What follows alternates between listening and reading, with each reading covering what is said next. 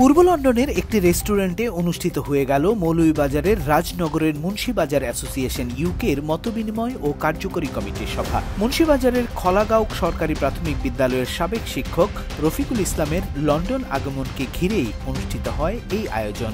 সংগঠনের সভাপতি মোহাম্মদ খায়রুল ইসলামের সভাপতিত্বে এবং সাধারণ সম্পাদক মোহাম্মদ মারুফ হোসেনের পরিচালনায় প্রথমে পবিত্র কোরআন থেকে তেলাওয়াত করেন সংগঠনের সহ সাধারণ সম্পাদক মোহাম্মদ খয়রুজ্জামান।